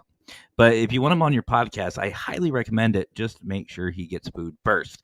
I love harassing James because he is actually the first ever and only guest that has left in the middle of a podcast to go get food. We were all sitting here talking, having a good time, just bullshitting. And I look at the screen, I'm like, James is missing. Where the fuck did James go? No lie, about 20 minutes later, he comes back. He's got a big ass bag of Sonic. Just, I'm like, it's a fucking, oh, well. It's like, it is what it is. DoorDash. No, he actually left. This motherfucker left to go to Sonic. Have an old Sushi Cup connection to an old. Yeah, absolutely. And that's the thing, guys. Be creative. Whatever you want, anything can be used. You can really just do whatever you feel is necessary. Like, actually, here's something. You ever heard of a ghost chime, brother? You ever heard of a ghost chime? I don't think so. So a ghost chime is, you know what a wind chime is, right? Obviously. Same principle. Very light, though. It's very, very light in weight. Feathers. Just regular feathers. Huh. There's a feather there. Hold on. Let me find one that's not going to disappear on us. Oh, there. Just a feather. Regular feather. Tie it to a piece of string. Weight it down with a bell. Whatever. And you just hang it from places. And ask the spirits to move it. Think about a pendulum. Same principle as a pendulum. But less energy to move. And you may not get obviously concrete, but at least it's some kind of activity. Even if, let's say, it starts moving, find your airflow. That's one of the things a lot of investigators forget is drafts. Mhm. If you're sitting there and it's sitting there just pushing one direction, more than likely you've got yourself a draft somewhere. Start looking for it. Try to debunk it. But yeah, and I paid, I think, $1 for a whole bag of those. I paid $1 for a sewing kit and $1 for a thing of bells. Actually, what the fuck are my bells? My wife reorganized everything. Oh, here it is. Yeah, little thing of bells. So $3, right? $3 right there, and you have yourself a ghost chime. Be frugal with the equipment. Yeah. A lot of people don't realize that this started back in the spiritualist movement, and this has been going on since the late early 1900s of us going out and like actually investigating ghosts and spirits in the manner that we do today. Back then, they didn't have stuff. They used feathers, ghost chimes. That's like one of the old things, like Harry Price, the Borley Rectory. If you get a chance to read about that, and it's basically him documenting his experiments. He used flour. He put flour on the floor mainly to make sure that no one was coming in and messing with things. But if there's something pacing and walking around, you can watch the flour be disturbed. If you have a client that doesn't mind you putting flour all over their hall and stuff, I mean, go for that. She's talking about the food, by the way. I was like, Yep. What are you talking about? Sniffing a feather? Squeakers, do we need to talk? I trust my mind sense recorder over everything. Yeah. Mhm. And again, guys, it all comes back to validation. Especially if you're an investigator. If you are a paranormal investigator, keep this in mind when you're picking up equipment. Can you validate? because that's the key right there. It doesn't matter how expensive the piece of equipment is. It doesn't matter what brand it is. Can you validate it? Can you validate what you are feeling, what you are doing, and the results?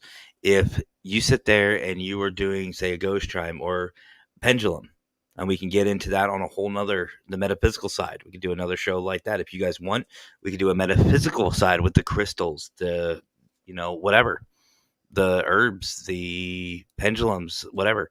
We could do a whole show on that. But if you sit there and say, let's say you have a pendulum, and you say, put it in or spin the pendulum in a clockwise motion. If you're a male, counterclockwise for a female, you get a clockwise. Oh, you're a male, but you catch nothing but female EVPs. You can't validate that. You can't do it. And you can sit there and say you have a bunch of personal experiences and everything. Personal experiences are great. They're great stories. But if you've got nothing to back it up, they're good stories.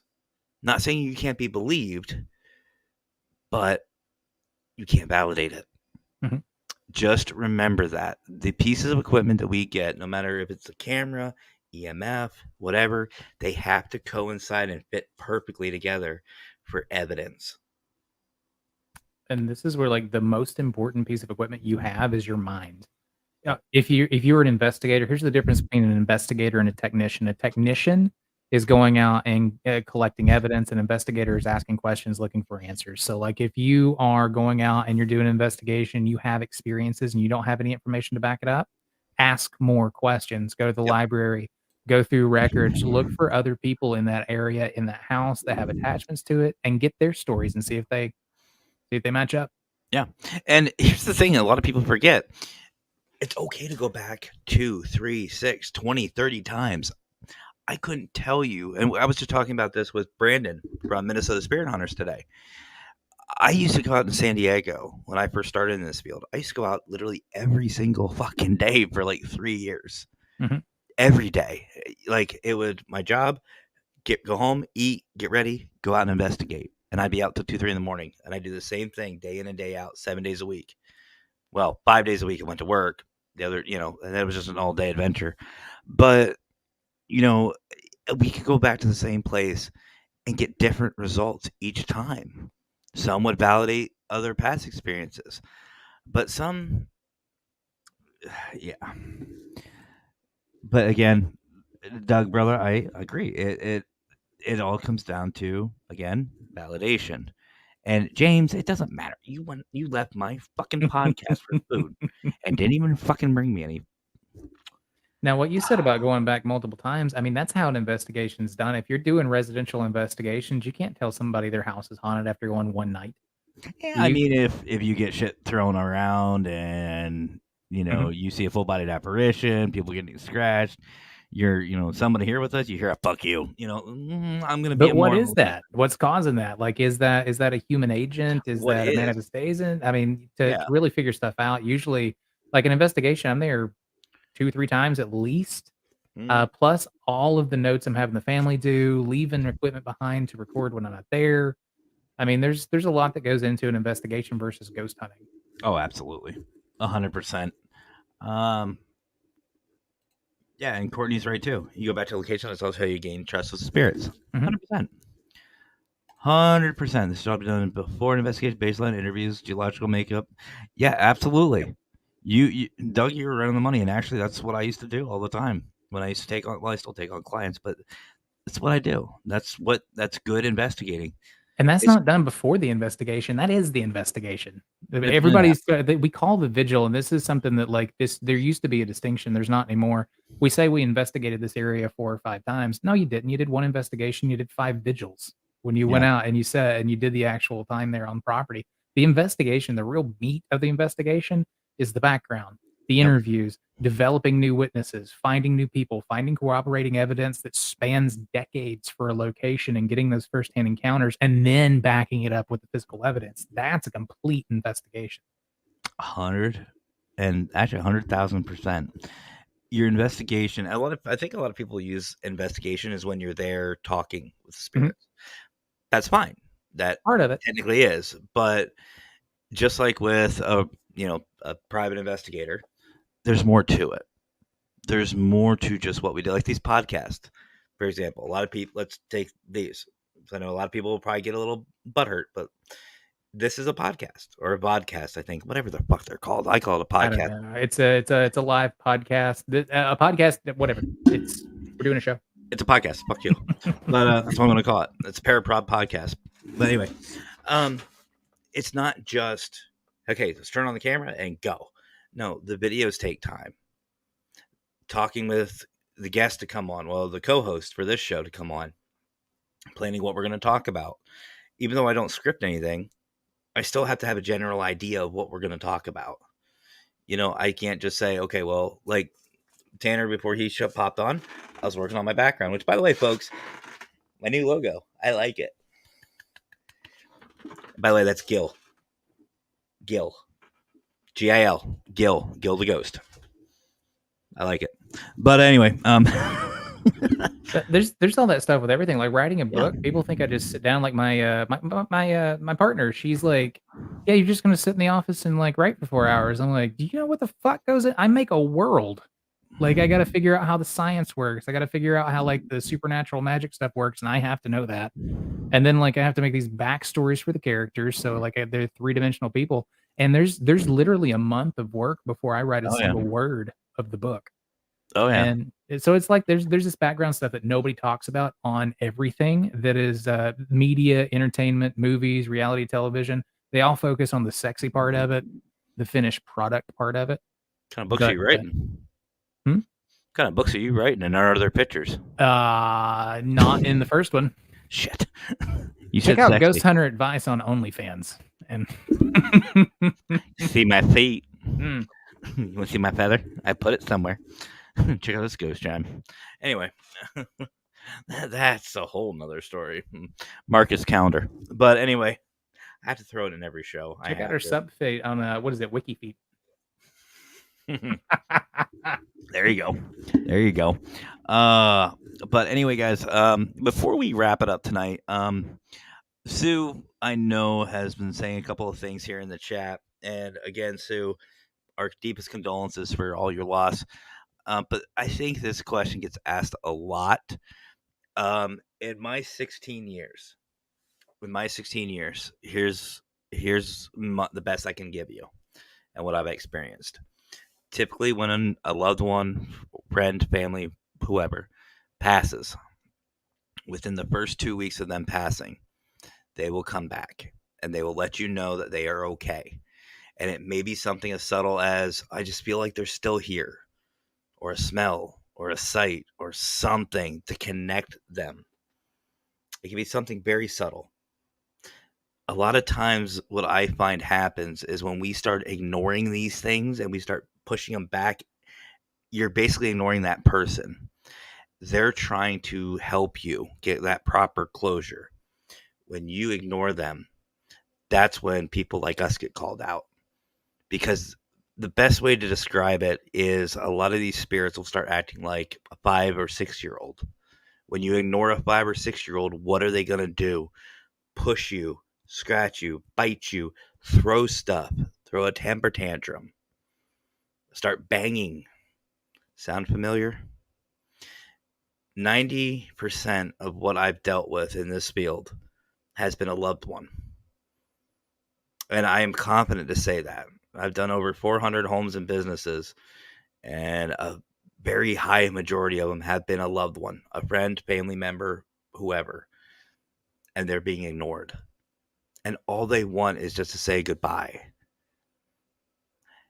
I'm not saying every investigation is like that. I'm not saying every haunting is like that.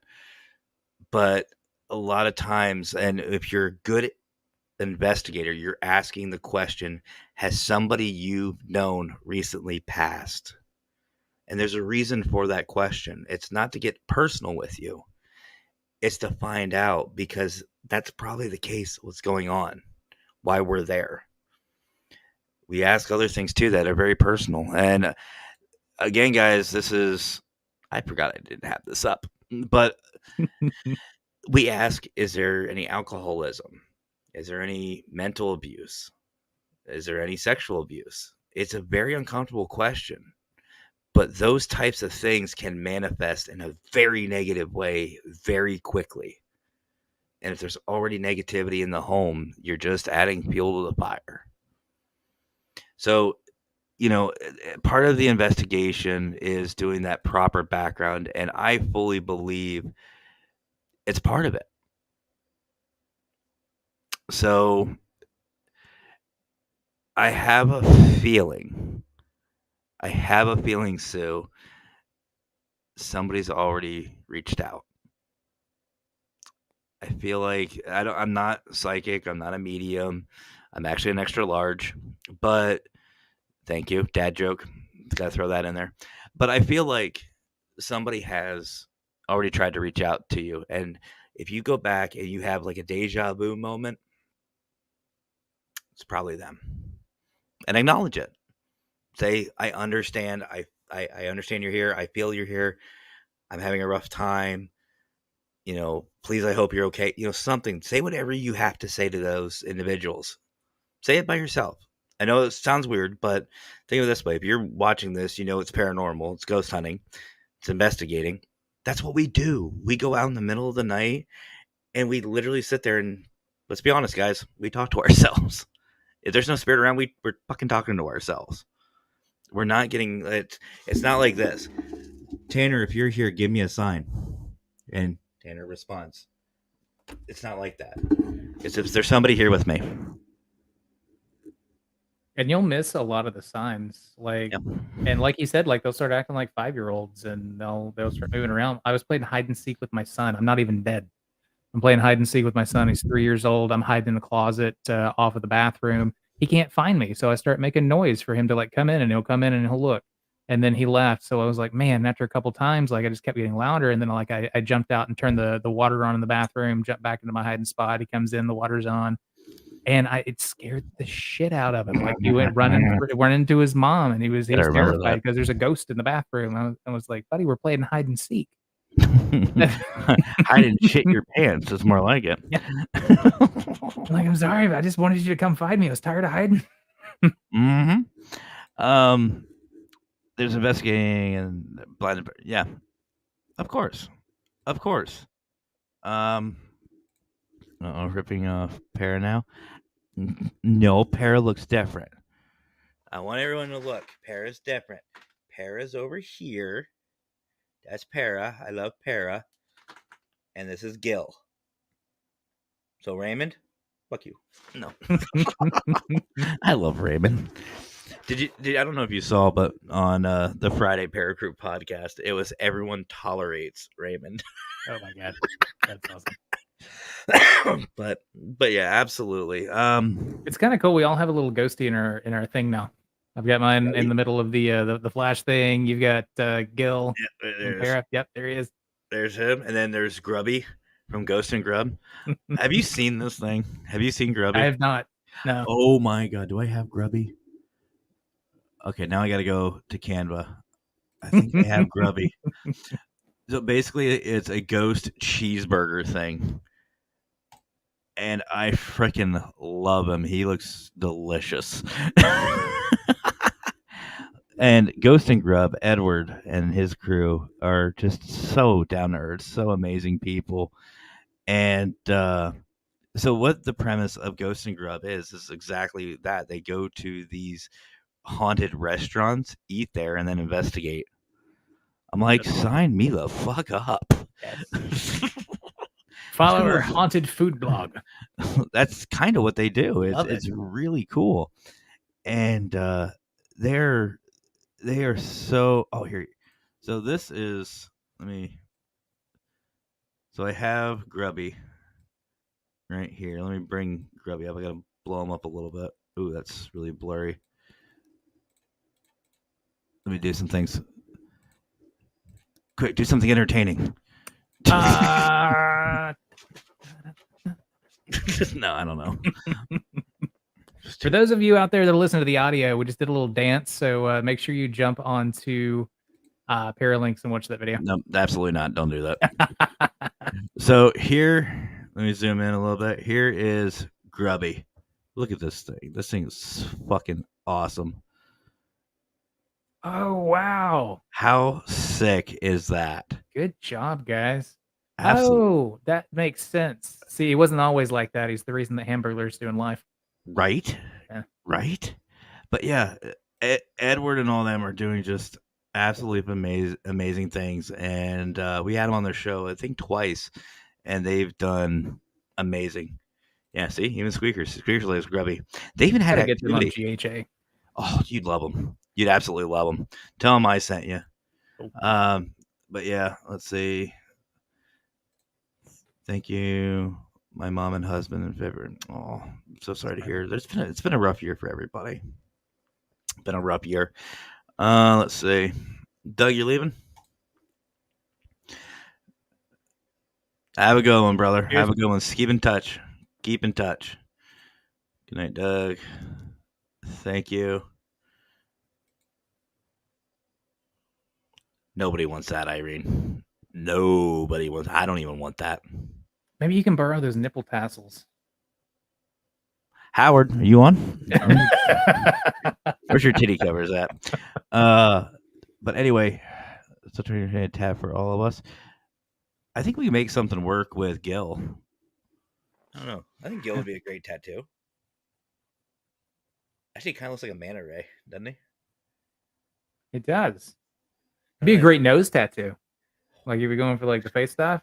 Yeah. You know what? Let's try it on Marcus first. Good night, Donna. And actually, guys, I think we are going to call it a night.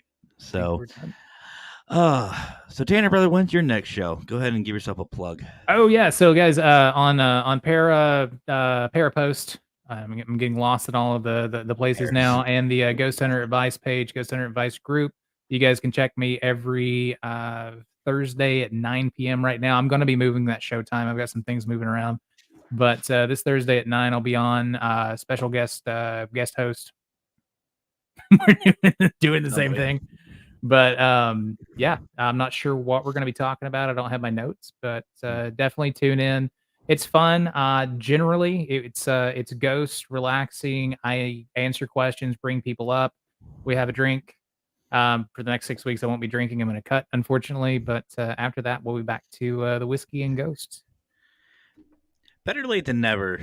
No, I love this guy. If you guys haven't, definitely go check out Ghost Hunter Advice. You can find him on right now Para-Post Network Central, like you said, but you can also find him on Ghost Hunter Advice on Facebook. Go check him out, and I'm telling you, you will not be disappointed. And Jonathan Myers, Jonathan had a great show. I don't know if Irene's jumped in on your stuff yet, brother, but he had Irene on last night, and oh boy, I love Irene to death. She can talk though. They almost did a 3-hour show themselves the first time, and oh shit, dude, I feel so bad. I was supposed to record this week with Jim Harold for Jim Harold's campfire. Oh yeah. I missed it, so I've got to reach out to them and be like, oh my god, I'm so sorry. You know, that's why I let Squeakers do it, because I just know when to show up, and I'm like, who's our guest this week? She tells me, I'm like, who the fuck is that? But from the man himself, you have an open invitation to put Ghost Hunter Advice live on Paralinks Plus. Cool. That's awesome. Thank you. But yeah, Steven and those guys are fucking awesome. I will be catching your replay. I'll say it here live, but I will catch your replay because Thursday at 9 is when I'll be on the Petri Dish. Yep. Be co-hosting Petri Dish with Howard, his wonderful wife Jackie, who tolerates a lot of him and tolerates us. So we will be you in it for a bit. No. Squeakers, we talked about this. I need English. I have enough problems with regular English, but you throw Squeaker English in. Fuck it. James, have a nice night, brother. Hopefully you'll see you soon. Keep in touch. And if you guys, again, haven't already, go check out Hammertown. I almost put Paratime and Hammertown together. Ooh, that'd be a good one. Hammertime. Ooh, ideas. But Hammertown Paranormal, go check him out. While he's not running to A&W. I'm still gonna butt your ass for that. But Tanner, brother, I really appreciate you hopping on. I know it was last minute, but always a great time hanging out with you, man. Always. No, likewise, man. I love coming on. Thanks for inviting me. Cheers, anytime, brother. Anytime. You're always welcome to any of my shows. So, and actually, before we go, I didn't do this. Like I said, I don't know, Tanner. We're gonna play here. We're gonna do some acting. Okay. Have you ever seen the new marshmallow Coca-Cola? Marshmallow Coca-Cola? Marshmallow Coca-Cola. No. So check this out, guys. So this is actually the new can, and you thought it tastes like marshmallow. It does not. It is actually watermelon and strawberry. I thought it was like some kind of like diet thing, but no, it's like the actual like marshmallow DJ person. I don't know. I've seen him before, but collectors limited edition can.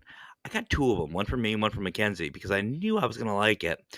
Her, I had no fucking idea, and I figured if she didn't like it, I'd have hers. So I have 2, but we don't talk about that. But but really freaking good. If you guys haven't, go try it. So, but yeah, I'm keeping that. That is a collector item for me. That's pretty cool. You good? I don't fucking know. But there's too much air down here. I need a cigarette. No. Hold on, let me grab another Coke. Sponsor me. So healthy. But anyway, brother, really appreciate your time hanging out with you. If you want, feel free to hang out backstage, but I release you. Cool. I release Guys, you from this hell. Thanks for sticking with us, hanging out. Have a great night, brother. Later, man. Tanner's fucking awesome. Seriously though, guys, if you haven't already, go check out Ghost Hunter Advice right down. You can check him out on Facebook, and also like you said on Para-Prob Network Central on Thursday 9 p.m. Eastern time. Definitely go check him out. His live shows are fucking awesome. Very interactive, very informative, and he's always a great time to be around. So, but I'm gonna call it a night for tonight, guys. So again, don't forget to catch us Wednesday on the Para-Crew podcast, 7 p.m. Eastern time. We will actually be talking with SPIR Paranormal, the one and only Jason, and I think Ron's coming on. I'm not sure. Squeakers, you're still in chat. Is Ron coming on?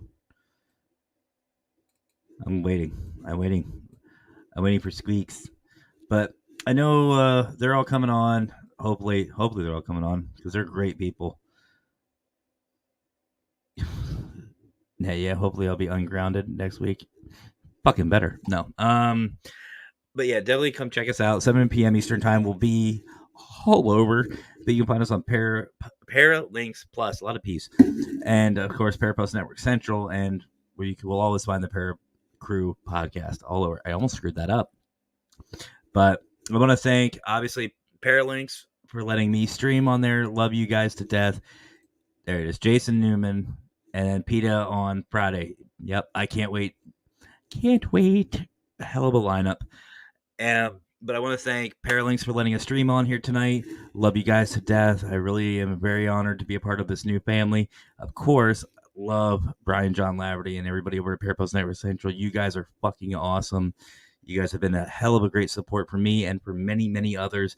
And let's keep this going. And the only way to do that is to share everybody out. Let's share everybody.